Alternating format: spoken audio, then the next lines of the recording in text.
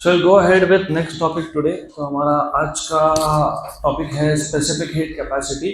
अब ये specific heat capacity क्या है वो अच्छे से हम देखेंगे, लेकिन you need to remember specific heat capacity हम दो अलग अलग तरीके से डिफाइन करते हैं. Specific heat capacity for solids and liquids. For solids and liquids we define separately, and specific heat capacity for gases we define separately.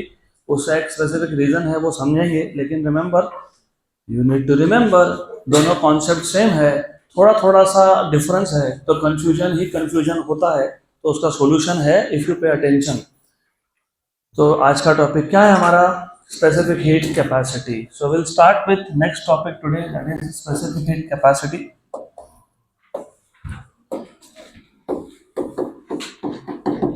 Specific heat capacity.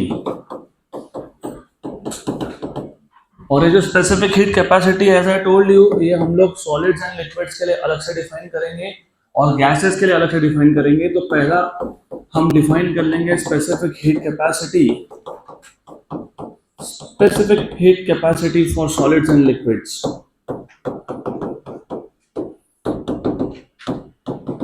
And after we define this, I will give a real life example to you also regarding what is specific heat capacity and how to remember it. तो चलो समझने के लिए काम करते हैं. Let us take example. मान लो हमारे पास दो कंटेनर है.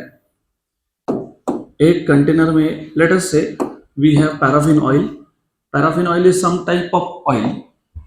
तो कुछ एक टाइप का ऑयल है यहाँ पे. This is paraffin oil. Good. And let us take another container जिसमें हमारे पास वाटर है. तो one container has paraffin oil.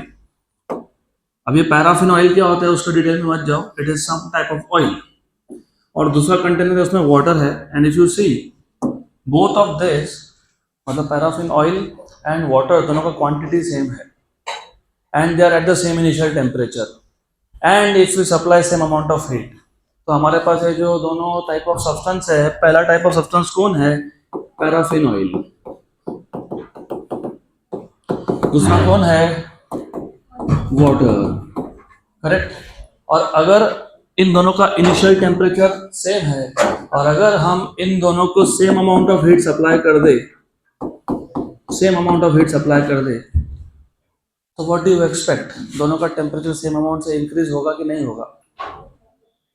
Both of them have same quantity of substance. Both of them are supplied with the same amount of heat. Both of them are at the same initial temperature. So what do you think? Temperature of both the substance will increase by same amount? Yes or no? No. Correct. इसका मतलब ये होता है कि अगर मुझे किसी भी एक सब्सटेंस का टेम्परेचर 1 डिग्री सेल्सियस या 1 केल्विन से बढ़ाना हो, 1 डिग्री सेल्सियस या फिर 1 केल्विन से बढ़ाना हो, तो अमाउंट ऑफ हीट सप्लाइड ये डिपेंड करता है on the type of material. It depends on the type of material. पक्का पक्का. It is seen that for paraffin oil the increase in temperature is twice compared to water. अगर water के case में example 2 degree से temperature बढ़ा तो यहाँ पे 4 डिग्री से बढ़ेगा. यहाँ पे 3 से इंक्रीज हुआ तो यहाँ पे 6 से इंक्रीज होगा. गुड. तो हम अभी डिफाइन करेंगे स्पेसिफिक हीट कैपेसिटी, लेकिन पहले ये बेसिक आइडिया क्लियर होना चाहिए. It is seen that the rise in temperature of paraffin oil is twice compared to what? Twice compared to water. When same amount of heat, when I would say equal amount of heat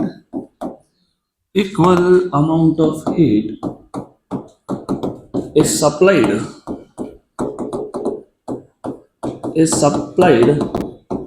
to the same amount of substance, to the same amount of both the substance.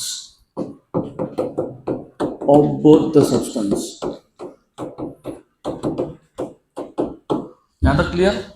तो the basic idea is that अगर हमारे पास दो अलग अलग type of material है, उसमें से एक पैराफिन ऑयल ले लिया, दूसरा क्या ले लिया? वाटर, और दोनों को क्या कर दिया? Same amount of heat supply कर दिया. करेक्ट. एंड दोनों का क्वांटिटी भी क्या था, सेम, दोनों का इनिशियल टेम्परेचर क्या था, सेम। तो पैराफिन ऑयल का टेम्परेचर कितने से बढ़ा, ट्वाइस दैट ऑफ वाटर। इसका मतलब ये होता है, इसका मतलब क्या होता है वो भी अच्छे से समझो, क्योंकि ये बेसिक बन रहा है, अगर ये नहीं समझा तो 11 तो गया ही गया, 12वीं भी गया। समझा क्या मिस्टर? नाम नहीं ले सकता ना, रिकॉर्डिंग में हो, अननेसरी तुम फेमस हो जाओगे। और वैसे भी नाम लेना बात भी गलत है, why should I take anyone's name, है ना? तो ध्यान दो अब यहाँ पे, पक्का पक्का। भाई द नाइस शर्ट, तुम क्या ही बोल रहा हो, शर्ट तुमने पहन के रखा है, good.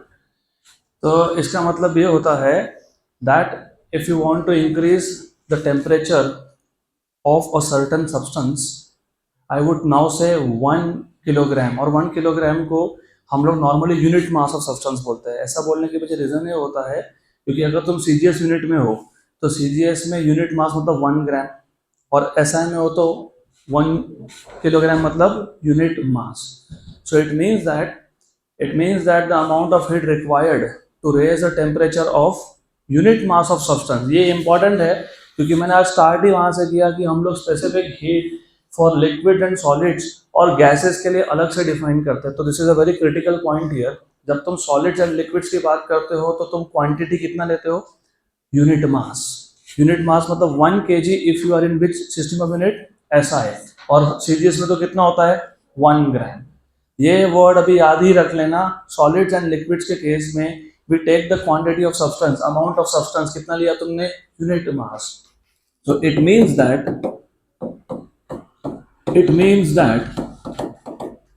the amount of heat required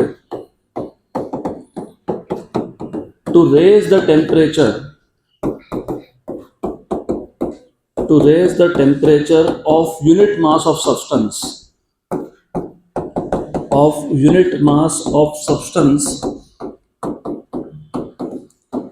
by 1 degree Celsius or 1 Kelvin. The amount of heat required to raise the temperature of unit mass of substance by 1 degree Celsius or 1 Kelvin depends on the type of material. On the type of substance. अब मैं एक example देता हूँ, इसके बाद मैं specific heat define करूंगा। तो वो रियल लाइफ एग्जांपल है, सबको समझेगा आपको। खिचड़ी खाया क्या, खिचड़ी? अब खिचड़ी बनाते वक्त तुम एक कंटेनर लेते हो, कुकर, उसमें पानी डालते हो, उसमें राइस डालते हो, उसी में तुम पोटैटो डालते हो, उसी में तुम टोमेटो डालते हो, उसी में तुम ऑनियन डालते हो, और वो पूरे के पूरे कंटेनर को गैस के ऊपर रख देते हो। मतलब बेसिकली जितने भी तुम्हारे पास इंग्रेडिएंट्स है उन सबको तुम same amount of heat supply कर रहे हो, यस या नो? यस। लेकिन वो खिचड़ी बनने के बाद व्हेन यू स्टार्ट ईटिंग, उसमें से टोमेटो इज दैट सब्सटेंस जो सबसे ज्यादा टेम्परेचर बढ़ता है उसका, होता है ना ऐसा? हाँ, उसके बाद किसका होता है, पोटैटो का, उसके बाद किसका होता है, ऑनियन का। तो डू यू रिलेट दिस? हमने same amount of heat supply किया था टू ऑल द इंग्रेडिएंट्स, लेकिन उसमें से एक पर्टिकुलर टाइप ऑफ सब्सटेंस है जिसका for a given amount of heat temperature सबसे ज्यादा बढ़ा। अब ये समझा तो अब तुमको स्पेसिफिक हीट कैपेसिटी समझेगा। तो स्पेसिफिक हीट कैपेसिटी को डिफाइन कैसे करते हो? It is the amount of heat required. क्या है ये? Amount of heat required to raise the temperature of unit mass of substance, by 1 degree Celsius और 1 केल्विन। गुड। इसका मतलब टोमेटो को 1 डिग्री से टेम्परेचर बढ़ाना होगा तो amount of heat required is less. थोड़ा सा हीट दे दिया, उसका टेम्परेचर बढ़ जाता है, correct? Similarly for potato, to increase the temperature by 1 degree Celsius you need little more amount of heat. Good, याद रहेगा। How do you define specific heat? It is the amount of heat required to raise the temperature of unit mass of substance by how much? 1 degree Celsius or 1 Kelvin. So specific heat capacity is the amount of heat required.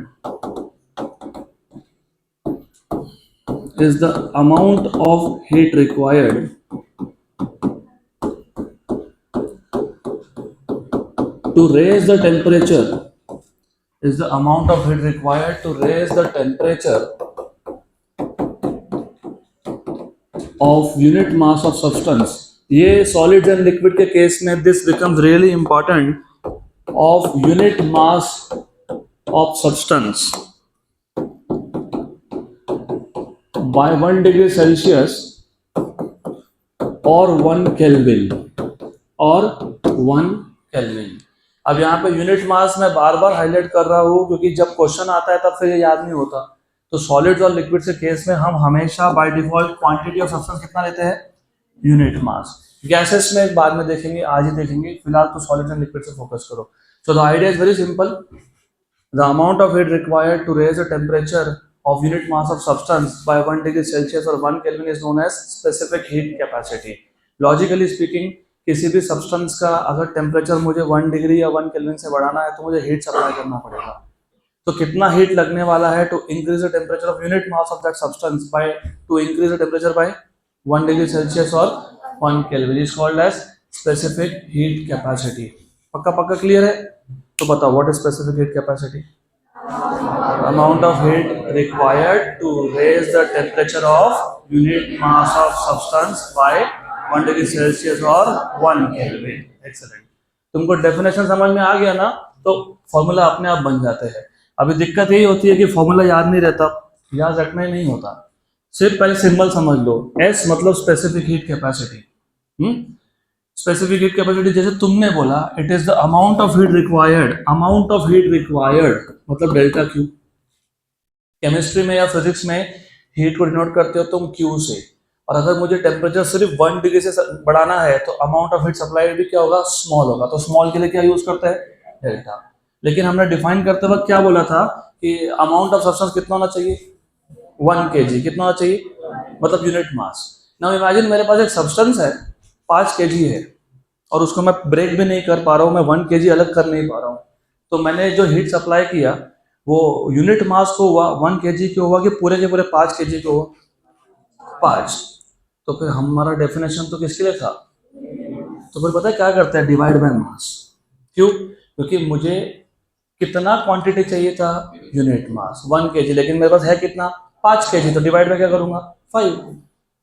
Correct, मैं बता रहा हूं मैं, don't worry, it is simple concept. I wanted to increase the temperature of unit mass, मतलब how much mass, 1 kg, but I don't have 1 kg, I have 5 kg। तो मैंने जो heat supply किया वो 1 kg में यूज हुआ कि 5 में हुआ, तो डिवाइड बाय 5 करोगे तो 1 बन जाएगा ना। हाँ, अगर 10 kg हो तो डिवाइड बाय 10, 12 kg हो तो डिवाइड बाय 12, तो basically divide by total mass. Correct. और हमको टेम्परेचर कितने से बढ़ाना था, 1 डिग्री सेल्सियस या फिर 1 केल्विन से। नाउ इमेजिन कि जो मैंने हीट सप्लाई किया उसने टेम्परेचर 50 डिग्री से बढ़ा दिया। कितने डिग्री से बढ़ा दिया, 50। लेकिन हमको तो कितने से बढ़ाना था, तो डिवाइड बाय क्या करूंगा 50। अगर 25 से बढ़ गया तो डिवाइड बाय क्या करेंगे, हाँ तो डिवाइड बाय डेल्टा टी कर लेंगे। बन गया तुम्हारा फॉर्मूला स्पेसिफिक हीट कैपेसिटी का। तो स्पेसिफिक हीट कैपेसिटी का फॉर्मूला क्या होता है, delta Q upon M delta T, where S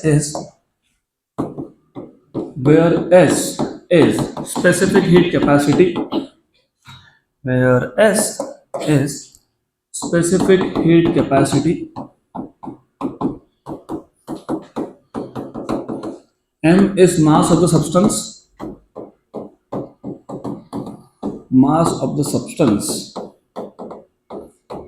delta T is increase in temperature, and delta Q is the amount of heat supplied,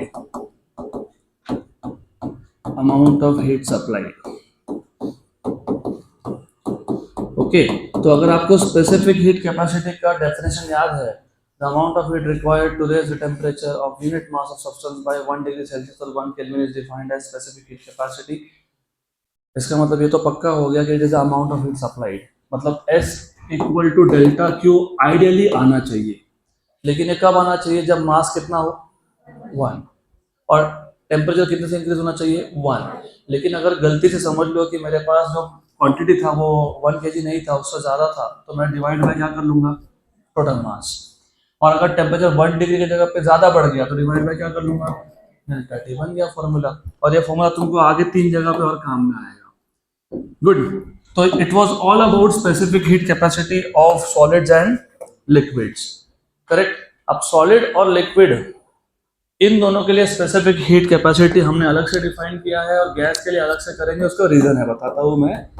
तो next topic is specific heat capacity for gas. और अब यहां से आगे एक एक word important है। See the problem here is कि जब हम लोग सॉलिड या लिक्विड का टेम्परेचर बढ़ाने के लिए हीट सप्लाई करते हैं तो सॉलिड या लिक्विड्स में नॉर्मली इसलिए पता होना चाहिए how particles are arranged inside the solid. मैंने आपको बताया था कि सॉलिड्स में particles are arrange, they have a definite geometric arrangement. तो वहां पर जो दो पार्टिकल्स है, कोई भी दो पार्टिकल्स है, they are very close to each other. तो इसलिए जो फोर्सेस होते हैं दो पार्टिकल्स में, they are very strong, which means जब तुम टेम्परेचर बढ़ा रहे हो, मतलब जब तुम हीट सप्लाई कर रहे हो, तो in case of solids with increase in temperature volume या फिर प्रेशर ज्यादा चेंज नहीं होता है। थोड़ा चेंज होता है लेकिन ज्यादा चेंज नहीं होता है। लेकिन इन केस ऑफ गैसेस, अगर मैं गैस की बात करता हूं तो any increase in temperature is always accompanied by either change in volume और चेंज इन प्रेशर। और ये मैं नहीं बोल रहा हूँ, ये गैस लॉ बता रहे हैं जो हमने 3 दिन पहले देखे थे। याद है क्या 3 गैस लॉ? कौन से 3 gas law? Boyle's law, Charles law, Gay Lussac's law. Boyle's law में क्या कांस्टेंट रखा था तुमने? टेम्परेचर। और प्रेशर और वॉल्यूम का रिलेशन क्या था? इनवर्स। क्या था? इनवर्स। अब यहाँ तो टेम्परेचर कांस्टेंट हो ही नहीं सकता क्योंकि तुम बोल ही रहे हो कि हमको टेम्परेचर बढ़ाना है। तो बॉयल्स लॉ को साइड में रख दो, बचे कौन से 2 law? Charles law and Gay Lussac's law. तो what is Charles law? V is proportional to T provided what is constant? Very good. अब इमेजिन मेरे पास एक गैस है, मुझे उसका टेम्परेचर 1 डिग्री से बढ़ाना है तो मैं हीट सप्लाई करूंगा, लेकिन टेम्परेचर बढ़ने के साथ साथ वॉल्यूम बढ़ गया। Right, correct. और अगर गैलोवैक्स लॉ अप्लाई करते तो क्या कांस्टेंट होता? वॉल्यूम। क्या कांस्टेंट होता? वॉल्यूम। तो P is proportional to T. P is proportional to T. तो if I try to increase temperature, what will increase? Pressure. तो ये प्रॉब्लम लिक्विड्स और सॉलिड्स में नहीं आता है, ये प्रॉब्लम किस में आता है? गैसेस में। तो for gases any change in temperature is always accompanied by either change in volume और चेंज इन प्रेशर। इसलिए हमको गैसेस के लिए 2 टाइप के स्पेसिफिक हीट डिफाइन करने पड़ते हैं। So for gases any change in temperature, any मतलब even small amount of change in temperature, I would say change in temperature is always accompanied by change in temperature is accompanied by, हम गए तो थे temperature change करने, लेकिन या तो volume change हो गया, is accompanied by either change in volume और चेंज इन प्रेशर, और चेंज इन प्रेशर। पक्का पक्का, good. Therefore specific heat capacity for gases is defined in 2 different ways. एक बार हम लोग प्रेशर कांस्टेंट रख देते हैं, प्रेशर कांस्टेंट रखा तो कौन सा लॉ एप्लीकेबल है? Charles law. तो अगर प्रेशर कांस्टेंट है तो क्या चेंज होने वाला है? वॉल्यूम। और एक बार हम लोग क्या कांस्टेंट रख देते हैं? वॉल्यूम। अगर वॉल्यूम कांस्टेंट रखा तो क्या चेंज होने वाला है? Pressure. So therefore specific heat capacity for gases is defined in 2 different ways. Is defined at constant volume and constant pressure.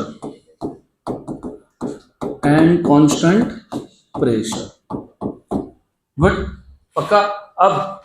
अब मैं पहले सिर्फ जनरल डेफिनेशन बनाऊंगा specific heat capacity for gas, उसके बाद इसके टोटल 7 वर्जन है, 7 अलग अलग डेफिनेशन है, और कुछ नहीं है, बहुत इजी है, सिर्फ तुमको ध्यान देना है बस। तो जो ये जनरल डेफिनेशन है इसके वर्ड्स पे ध्यान देना। स्पेसिफिक हीट कैपेसिटी चाहे वो सॉलिड्स लिक्विड्स के लिए हो या गैसेस के लिए हो, it is amount of heat supplied to raise the temperature by 1 degree Celsius. Good. सिर्फ सॉलिड्स एंड लिक्विड्स में क्वांटिटी कितना लेते हो? Unit mass. यहाँ पे फिलहाल वैसा कुछ नहीं बोल रहा हूं मैं। So the amount of heat supplied, the amount of heat supplied to raise the temperature, to raise the temperature, तुम स्पेसिफिक हीट कैपेसिटी किसके लिए डिफाइन कर रहे हो इस केस में? गैस। तो क्या बोलोगे? The amount of heat supplied to raise the temperature of gas. मैंने कहीं भी नहीं बोला कि क्वांटिटी कितना था, मैंने बोला ऑफ गैस। डन। अभी वो क्वांटिटी का बाद में देख लेंगे, फिलहाल just you have to say of a gas. The amount of heat supplied to raise the temperature of a gas by how much? 1 degree Celsius or how much? 1 Kelvin is known as specific heat capacity for gas, is known as specific heat capacity. Specific heat capacity. यहाँ तक clear है? पक्का पक्का? So why do we define specific heat capacity for gas separately? Because any change in temperature is either accompanied by change in volume or change in pressure. हम change करने गए थे temperature, लेकिन या तो प्रेशर चेंज हो गया साथ में, या फिर क्या चेंज हो गया? Volume. Correct. How do you define specific heat capacity for a gas in general? The amount of heat required to raise the temperature of a gas by 1 degree Celsius और 1 Kelvin. Very good. तो अब as I told you कि हम लोग gas के case में specific heat capacity दो type से डिफाइन करते हैं, एक एट कांस्टेंट प्रेशर और एक एट कांस्टेंट वॉल्यूम। अब ये दोनों का अच्छे से समझ लो थ्योरी, और ये तुमको 12th में भी काम में आएगा और केमिस्ट्री में भी बहुत काम में आएगा। तो इसका कनेक्शन केमिस्ट्री के साथ भी है। इसके गैसेस का जो भी आप फिजिक्स में सीखोगे वो केमिस्ट्री में लगने ही वाला है तुमको, तो थोड़ा सा ज्यादा ध्यान होना चाहिए। तो पहली बार, पहले केस में मैं एक काम करता हूं, मैं प्रेशर कांस्टेंट रख देता हूं। क्या कांस्टेंट रख रहा हूं मैं? प्रेशर। तो remember we are keeping pressure constant. और एक केस में मैं वॉल्यूम कांस्टेंट रख दूंगा। Good good. अब इन दोनों को इमेजिन करने के लिए you have to take a container. आगे आई डोंट नो केमिस्ट्री में तुम्हारा मेयर्स रिलेशन कुछ हुआ है क्या? नहीं?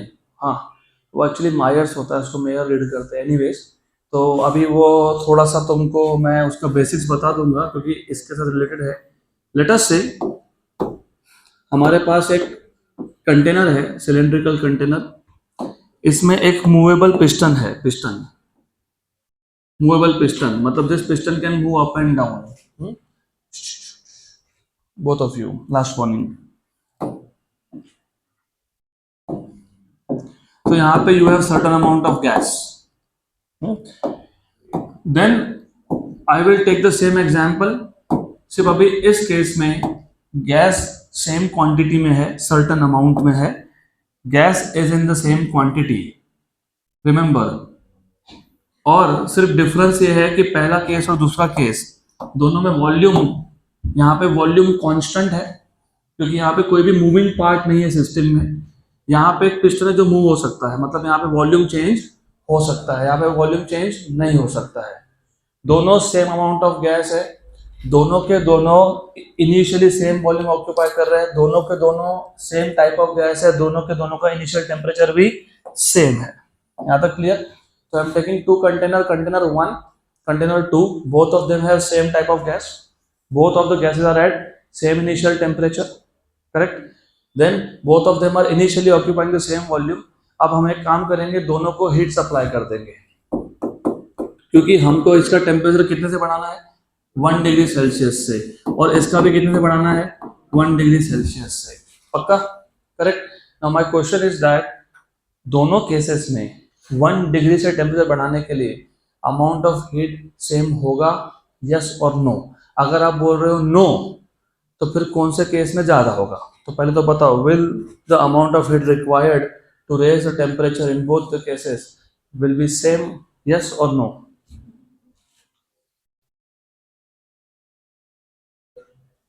बताओ। इसलिए हर लेक्चर पे आना ज़रूरी होता है। जब पहला लेक्चर मैंने स्टार्ट किया था तब तुमको मैंने इंटरनल एनर्जी नाम का कॉन्सेप्ट बताया था। What is internal energy? The sum of all the types of energies associated with all the molecules of gas, right? Correct? Because the gas molecules are in a state of random motion. Random motion मतलब ये जो gas molecules है they can perform translation motion, मतलब एक point से दूसरे point पे जा सकते हैं। They can also perform rotational motion और they can also perform vibrational motion. अब ध्यान नहीं था या नहीं थे तो अभी ध्यान दे दो तो थोड़ा समझेगा। पहले केस में जहाँ पे वॉल्यूम कांस्टेंट नहीं है, क्योंकि ये piston up and down move हो सकता है, ये जो गैस के मॉलिक्यूल्स से पहले से मूव हो रहे थे, they were moving, right? Correct? And they were occupying certain volume. अब मैं अगर हीट सप्लाई करता हूँ, heat is energy which can neither be created nor be destroyed. ये हीट कहाँ गया? मॉलिक्यूल्स के पास गया। तो जो मॉलिक्यूल्स पहले से ही मूव हो रहे थे, अब वो मॉलिक्यूल फास्ट मूव होंगे। क्या होंगे? Fast move. और फास्ट मूव होंगे तो ज्यादा कोलिजन होगा यहाँ पे, और ज्यादा कोलिजन की वजह से वॉल्यूम बढ़ेगा, लेकिन प्रेशर कांस्टेंट रहेगा। पक्का? गुड। दूसरे केस में जब तुमने हीट सप्लाई की, again heat is energy which can neither be created, तो ये एनर्जी किसके पास गया? मॉलिक्यूल्स। लेकिन अब ये जो मॉलिक्यूल्स ऑफ गैस है they are moving faster, since they are moving faster there will be more collision with the walls. लेकिन इस केस में कोई मूविंग पार्ट है क्या? नहीं, तो वॉल्यूम तो बढ़ नहीं सकता, तो प्रेशर बढ़ जाएगा। क्योंकि what is pressure? Pressure is nothing but force exerted on area on the wall. Force per unit area होता है, वो फोर्स अपॉन एरिया होता है। करेक्ट? तो अब हीट सप्लाई होने की वजह से, मॉलिक्यूल्स के पास ज़्यादा एनर्जी आने की वजह से, मॉलिक्यूल्स फास्ट मूव होने की वजह से ज़्यादा कोलिजन हो रहे हैं, लेकिन यहाँ पे मूविंग पार्ट ही नहीं था। तो यहाँ पे वॉल्यूम फिक्स हो गया, लेकिन प्रेशर विल इंक्रीज। जितने ज़्यादा कोलिजन होंगे उतना ज़्यादा प्रेशर होगा। तो अभी प्रेशर को लेके भी ये कॉन्सेप्ट क्लियर कर लो। गैस के केस में प्रेशर आता है because of collision of gas molecule with the walls. जितने ज्यादा कोलिजन्स उतना ज्यादा प्रेशर। पक्का पक्का? तो पहला केस जब तुमने मूविंग पार्ट डाल दिया तो वॉल्यूम कांस्टेंट हुआ या नहीं हुआ? मूविंग पार्ट है तो वॉल्यूम कांस्टेंट हुआ कि नहीं हुआ? नहीं, क्योंकि वॉल्यूम डिपेंड करता है पिस्टन के मोशन के ऊपर। पिस्टन ऊपर जाएगा तो वॉल्यूम बढ़ जाएगा, पिस्टन नीचे आएगा तो वॉल्यूम कम हो जाएगा। And then you supply heat, you supply heat, the heat is taken by gas molecule start moving faster, मतलब यहाँ पे ज्यादा कोलिजन हुए, लेकिन इस केस में पिस्टन ऊपर चला गया तो वॉल्यूम चेंज हुआ लेकिन प्रेशर इज कांस्टेंट। दूसरे केस में volume is constant but pressure increases. यहाँ तक क्लियर? मेरा क्वेश्चन ये है कि ये दोनों सेम गैसेस थे, ये दोनों गैसेस की क्वांटिटी भी सेम है, ये दोनों का इनिशियल टेम्परेचर भी सेम है, बराबर। मैं दोनों को क्या सप्लाई कर रहा हूँ? हीट। मुझे दोनों का टेम्परेचर कितने से बढ़ाना है? 1 डिग्री सेल्सियस से। तो हीट ज्यादा किस में लगेगा? That is the question. और क्यों?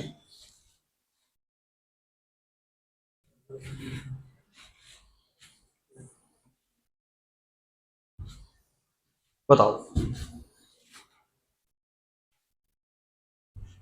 Eight constant pressure. क्यों? क्योंकि जो तुम हीट सप्लाई कर रहे हो यहाँ पे वो दो काम कर रहा है। एक तो वॉल्यूम चेंज करने में यूज हो रहा है और दूसरा टेम्परेचर इंक्रीज करने में। सही है? तो amount of heat supplied in the first case is used in two different ways. One to increase the temperature and a part of it is used to change the volume. इसलिए heat supplied at constant pressure is more compared to constant volume, क्योंकि यहाँ पे जो भी तुम heat supply कर रहे हो वो एक ही काम कर रहा है, to increase the temperature. Volume तो चेंज हो नहीं सकता ना यहाँ पे। और याद रखना, कभी भी याद रखना, किसी भी पार्ट का डिस्प्लेसमेंट करना हो, किसी भी बॉडी का डिस्प्लेसमेंट करना हो, work is done and what is work? Force into displacement. तो जब आप प्रेशर कांस्टेंट रखते हो लेकिन वॉल्यूम चेंज हो रहा है, तो जो भी हीट तुम सप्लाई कर रहे हो वो दो काम कर रहा है, increase in temperature and increase in volume. इसलिए ज्यादा लगेगा, ज्यादा लगेगा ना? पक्का? गुड। और यहाँ पे ये जो हीट सप्लाई हो रहा है वो एक ही काम कर रहा है। क्या काम कर रहा है? To increase the temperature. पक्का? इट इज सिमिलर थिंग, बहुत सिंपल सी बात है, सिर्फ इसको रियल लाइफ से कनेक्ट नहीं करते हो तो करो आप। For example, on a certain day your mom tells you कि जा बेटा, बेटी, whatever, जा यहाँ से 500 मीटर पे एक दुकान है, वहां से ये लेके आ, बराबर। तो you will go, you need some amount of work to be done, some amount of energy, है ना, गुड, गए ले आए। अगले दिन बोलते हैं, पेरेंट्स ने बोला जाओ वापस उस शॉप पे जाओ, ये ले आओ और उससे थोड़ा और आगे जाओ, वो भी ले आओ। तो दोनों में से ज़्यादा एनर्जी कब यूज हुआ? वही तो मैं यहाँ बोल रहा हूँ, यहाँ पे दो काम हो रहे हैं तो एनर्जी ज़्यादा लगेगा ना। तो heat required to increase the temperature by 1 degree Celsius और 1 kelvin at constant pressure is greater than constant volume. यहाँ दो काम हो रहे हैं, वहाँ एक काम हो रहा है, तो ज़्यादा एनर्जी यहाँ लगने वाला है। अभी याद रखना, 12th का बेसिक्स है, वैसे आ गया तो बता दिया, नहीं तो सीधा 12th में बताते हैं हम लोग। तो बेसिकली अब थोड़ा सा समझ लेना है इस चीज को। Be careful with words. अब तक मैंने क्या बोला? The amount of heat supplied to raise the temperature of gas by 1 degree Celsius और 1 kelvin is known as specific heat capacity. अब अगर मैं हीट सप्लाई कर रहा हूं by keeping the pressure constant, by keeping the pressure constant, तो अब definition change कैसे होता है? ये सारा डेफिनेशन वैसा रहेगा, सिर्फ 2-3 वर्ड एक्स्ट्रा ऐड होंगे।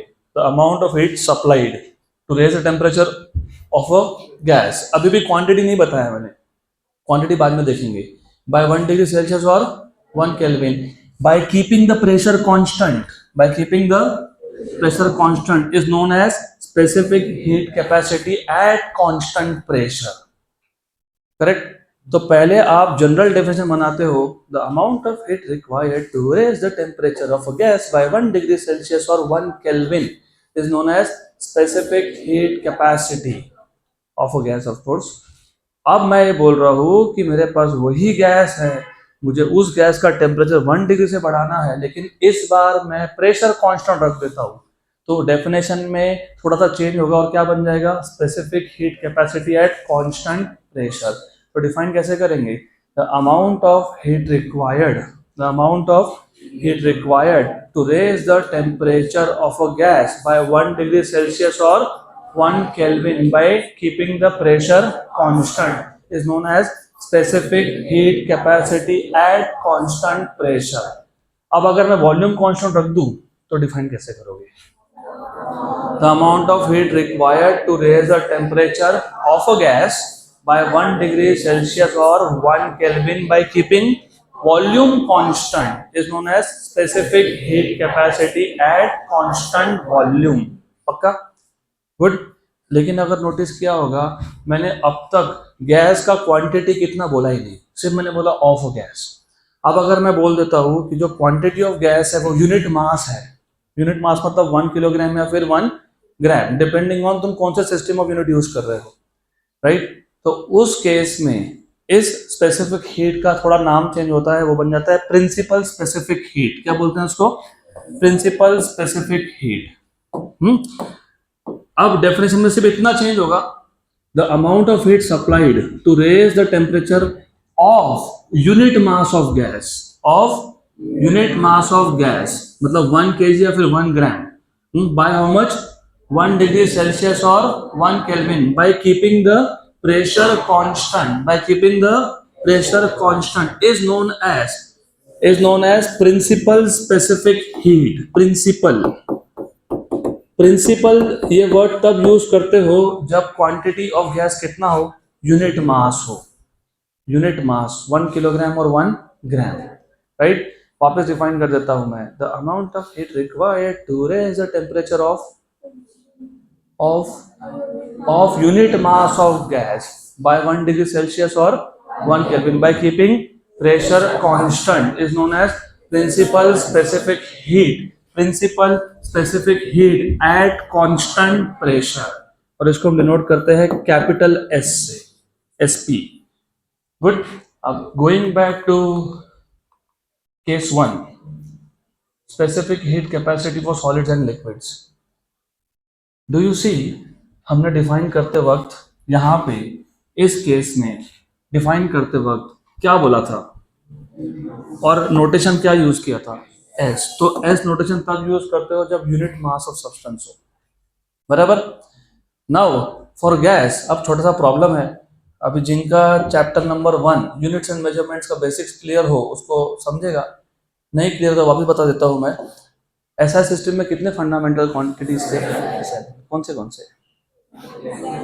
Length, mass, time, temperature, luminous intensity, electric current and amount of substance. बाकी सबको भूल जाओ, सिर्फ मास और अमाउंट ऑफ सब्सटेंस में ध्यान देना। अब मास भी आपको क्वांटिटी ऑफ सब्सटेंस बताता है, अमाउंट ऑफ सब्सटेंस भी आपको क्वांटिटी ऑफ सब्सटेंस ही बताता है।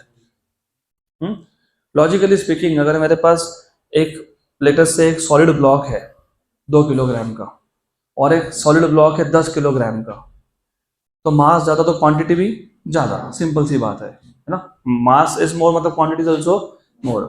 लेकिन गैस के केस में प्रॉब्लम क्या आता है कि गैस के केस पे हम लोग डायरेक्टली मास नहीं मेजर कर सकते। मैंने इसके लिए तुमको एग्जांपल भी दिया था। I give you example of salt, if you remember. मैंने बोला था कि दुकान में जाओ ग्रोसरी स्टोर में, उनको बोलो 1 किलोग्राम सॉल्ट दे दो, दे देंगे। उनको तुम बोलो आधा किलो दे दो, वो भी दे देंगे। अगर तुमने 100 ग्राम मान लिया तो भी दे देंगे, वो सोचेंगे ठीक है गरीब होगा या फिर उसको कुछ स्पेसिफिक पर्पस के लिए सॉल्ट चाहिए होगा, ठीक है। पर तुम जाके ऐसा तो नहीं बोल सकते ना कि 10 दाने दो सॉल्ट के। See the difference is that कि 10 दाने जब तुम बोलते हो 10 particles of salt, you can not measure mass, it is too small to be measured. हमारे पास कोई ऐसा इंस्ट्रूमेंट नहीं है जो इतना कम मास मेजर करे। अब गैस के केस में एग्जैक्टली ये प्रॉब्लम आ जाता है कि हम गैस का मास डायरेक्टली मेजर नहीं कर पाते, इसलिए गैस के केस में नॉर्मली हम लोग मास मेजर करते ही नहीं है। तो फिर तुमने जो डिफिनेशन बनाया प्रिंसिपल स्पेसिफिक हीट, उसमें तुमने क्या कंसिडर किया था? मास। लेकिन गैस का प्रॉब्लम है कि हर बार गैस का मास मेजर हो पाएगा ऐसा नहीं, गारंटी नहीं है ना। फिर हम लोग क्या मेजर करते हैं? Moles. What is 1 mole of a substance? 6.023 into 10 raised to 23. Basically 1 mole is that amount of substance which contains Avogadro number of particles. पक्का? तो जिस किसी सब्सटेंस में एवोगैड्रो नंबर ऑफ पार्टिकल्स हो उसको बोलते हो 1 मोल ऑफ सब्सटेंस। वहां पे मास की बात नहीं होती है, वहां पे नंबर ऑफ पार्टिकल्स मेजर हो रहा है।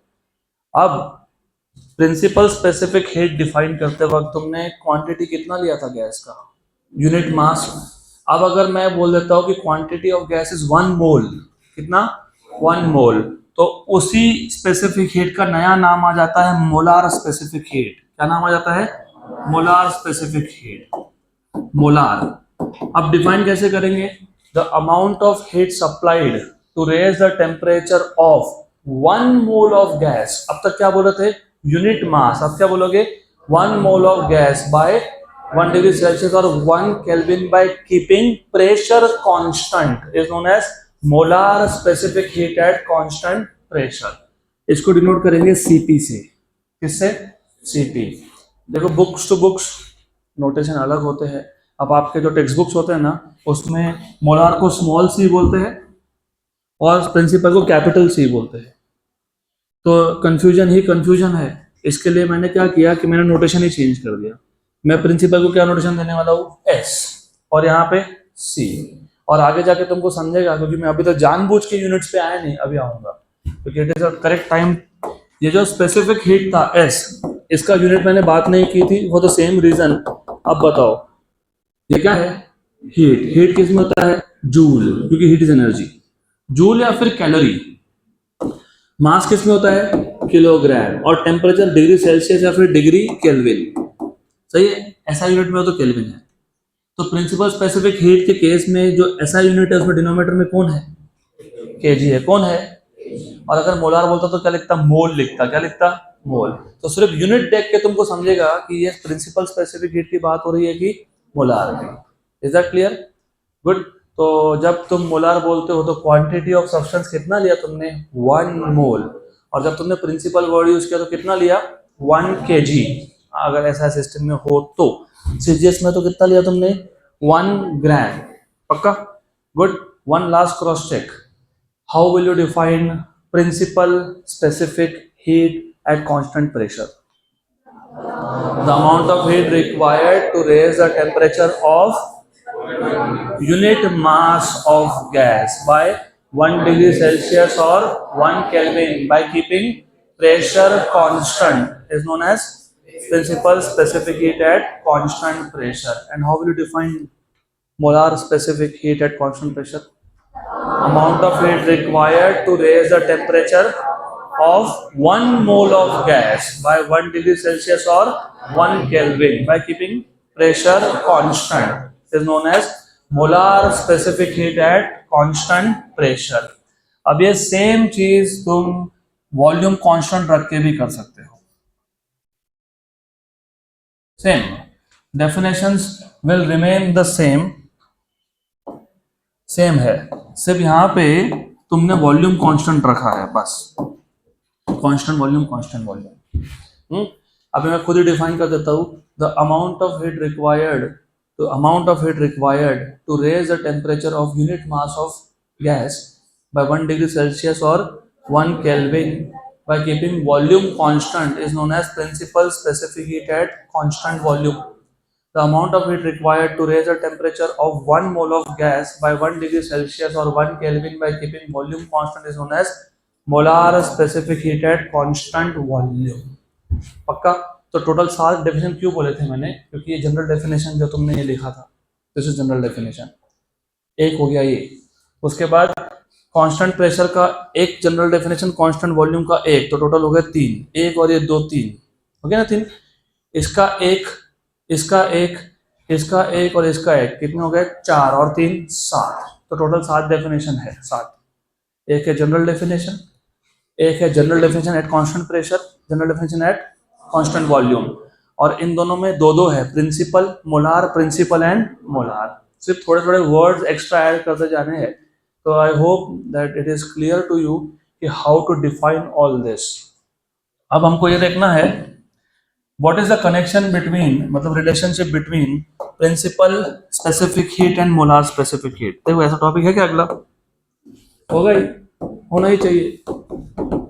Relation between principal specific heat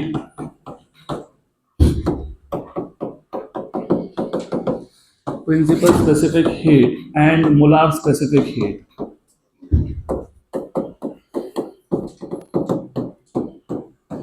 अब वो नोट्स में क्या लिखा है उस पर ध्यान मत दो, मैं जो बोल रहा हूँ यहाँ ध्यान दो. वो नोट्स का भी करेक्ट ही है, सिर्फ थोड़ा डिटेल दिया है नोट्स में, just little details for you. यहाँ पे थोड़ा सिंप्लीफाई कर दूंगा. तो we know that, do you know that S is what? Delta Q upon M delta T. ये चाहे गैस हो, चाहे सॉलिड हो, चाहे लिक्विड हो, प्रिंसिपल स्पेसिफिक हीट का डेफिनेशन सेम ही होता है. और तुमको अगर ये याद होगा कि ये इक्वेशन बना कहाँ से, क्योंकि principal specific heat is the amount of heat supplied, तो S equal to delta Q. लेकिन यूनिट मास होना चाहिए. अगर मास यूनिट नहीं तो डिवाइड बाय मास, और टेम्परेचर 1 डिग्री से बढ़ना चाहिए. अगर 1 की जगह पे ज्यादा से या कम से बढ़ गया तो divide by change in temperature. Similarly molar specific heat का केस जब लोगे तो सिमिलरली मोलार के लिए क्या लिखते हो? एस के जगह पे क्या लिखते हो? C इक्वल टू क्या लिखोगे? Delta Q. यहाँ पे मास होता है, वहां पे मोल होता है, तो क्या लिखोगे? N, where N is number of moles. वही है, सिर्फ S को C लिख दिया, M को क्या लिख दिया? N. और ये सारा का सारा तुम्हारा 12th का थर्मोडायनामिक्स का बेस बन रहा है यहाँ पे. थर्मोडायनामिक्स ये नहीं पता तो फिर गए, फिर रोते रहो, फिजिक्स समझ नहीं आता, कैसे समझ में आएगा?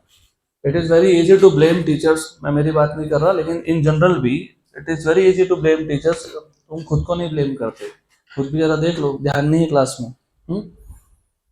Will not work here. पढ़ना पड़ेगा, करावाच लागेल. च that is a necessary condition. चलो ध्यान दो यहाँ पे. तो प्रिंसिपल स्पेसिफिक हीट और मोलार स्पेसिफिक हीट जब डिफाइन करते हो, ये तुमको पहले से ही पता था, बराबर. सिर्फ S के जगह पे क्या लिखा? C. M के जगह पे क्या लिखा? N. क्योंकि यहाँ पे ये था प्रिंसिपल स्पेसिफिक हीट जहाँ पे तुम मास कंसिडर करते हो, ये था मोलार स्पेसिफिक हीट जहाँ पे तुम मोल्स कंसिडर करते हो. They are like twins. होता है ना, तो जुड़वा एकदम सिमिलर दिखते हैं, लेकिन रुको, फीचर होता है थोड़ा थोड़ा अलग. मेरे भी फ्रेंड्स हैं twin. I used to get confuse, कौन राम है कौन श्याम है. तो फिर बाद में ध्यान में आया कि राम को यहाँ पे तिल है, शाम को नहीं है, तो ऐसा फीचर ढूंढना पड़ता है। तो फीचर बस इतना ही है कि ये m है और इधर n है। गुड। अब अभी ये तो तुमको पता होना ही चाहिए, नंबर ऑफ मोल्स को डिफाइन कैसे करते हो? Mass in gram upon molecular weight, where m is mass of gas और m, और ये नॉर्मली ग्राम में होता है, दिस इज मॉलिक्यूलर वेट। अब तुमको वापस यहाँ पे थोड़े बेसिक्स चेक करूंगा मैं कि ये मॉलिक्यूलर वेट से तुम्हारा मतलब क्या, what is the meaning of molecular weight? हाँ, weight of a molecule is molecular weight. What is weight of hydrogen? 1, गलत हो गया। Hydrogen is diatomic gas H2, कितना है? 2, राइट? पक्का? What about oxygen? हाँ, मॉलिक्यूलर वेट बताओ। 32। एक ऑक्सीजन का 16 है, दूसरे का 16 है, 32। चलो और फंडामेंटल लेवल पे जाते हैं। तुमने बोला एक सिंगल ऑक्सीजन एटम का 16, ऐसा क्यों बोला? क्योंकि कहीं तो लिखा था इसलिए बोल दिया। हाँ, बताओ क्यों बोला ऐसा? What is the atomic structure? There is a nucleus and there are electrons. Nucleus के अंदर कौन कौन है? न्यूक्लियस के अंदर protons and neutrons, and orbit में इलेक्ट्रॉन्स।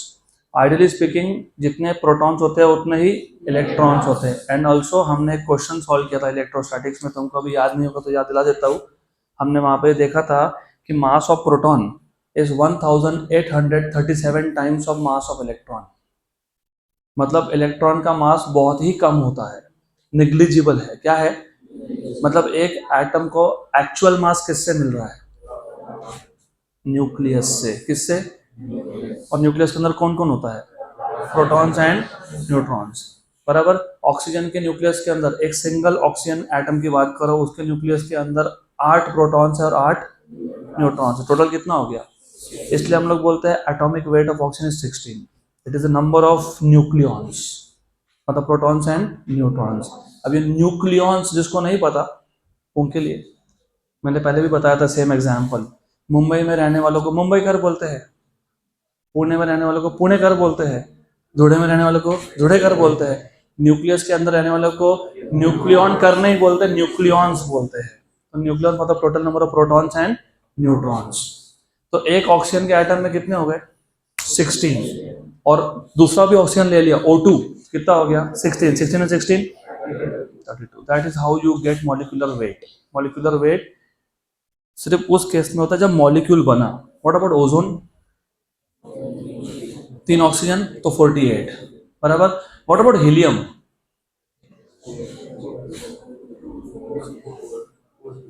4, क्योंकि हीलियम ये मोनो एटॉमिक है, वो मॉलिक्यूल बनाता ही नहीं है, क्योंकि उसके पहले ऑर्बिट में 2 इलेक्ट्रॉन्स है। मतलब उसको जो स्टेबिलिटी का कंडीशन था वो सेटिस्फाइड है। पहले ऑर्बिट में 2 होने चाहिए और अगले ऑर्बिट में 8 होने चाहिए, तो उसको बोलते हो इनर्ट, नोबल, राइट। तो हीलियम कभी भी मॉलिक्यूल बनाता नहीं है। तो हीलियम मोनोएटॉमिक होने की वजह से उसके एटम में जो न्यूक्लियस है उसमें 2 प्रोटॉन और 2 न्यूट्रॉन। तो ये मॉलिक्यूलर वेट की जगह पे एटॉमिक वेट भी हो सकता है, डिपेंडिंग ऑन अगर तुम नोबल गैस की बात कर रहे हो तो इट कैन बी इधर मॉलिक्यूलर वेट और which weight? Atomic weight. What about argon? Argon is also inert, तो वहां पे मॉलिक्यूल बनेगा क्या? नहीं। तो वहां पे कैपिटल M कौन हो जाएगा? Capital M। मॉलिक्यूलर वेट होगा कि एटॉमिक वेट होगा? एटॉमिक। तो ये बेसिक चीजें याद रखो। अभी एक काम करो, ये इक्वेशन नंबर 3 इक्वेशन नंबर 2 में सब्स्टिट्यूट कर दो। तो from 2 and 3 you have C equal to delta Q delta T N, but what is N? M upon capital M। Denominator का डिनोमिनेटर कहाँ गया? न्यूमरेटर में। सही है, गुड, पक्का पक्का। तो delta Q upon M delta T, सही है, ये ऊपर गया ना। तो ये कौन है? ये कौन है? S। तो C equal to M into S, मतलब molar specific heat equal to molecular weight into principal specific heat. और अगर तुम कांस्टेंट वॉल्यूम की बात कर रहे हो तो ये सेम इक्वेशन कांस्टेंट वॉल्यूम के लिए CV equal to M into SV बन जाएगा, और कांस्टेंट प्रेशर के लिए CP equal to M into SP बन जाएगा। सिर्फ इधर MP और MB मत लिख देना, क्योंकि कांस्टेंट प्रेशर हो या कांस्टेंट वॉल्यूम हो, मॉलिक्यूलर वेट चेंज नहीं होता। ऐसा तो नहीं होगा ना, ऑक्सीजन का मॉलिक्यूल लिया, प्रेशर कांस्टेंट रखा, तो बोलेगा ऑक्सीजन मॉलिक्यूल ने मैं मेरा वेट चेंज कर लेता हूँ, ऐसा तो नहीं होता है ना। तो M कांस्टेंट है, M क्या है, कांस्टेंट है। तो what is the relation between principal specific heat and molar specific heat? Molar specific heat is molecular weight into principal specific heat. पक्का पक्का, गुड। तो बाकी का देखते हैं कल।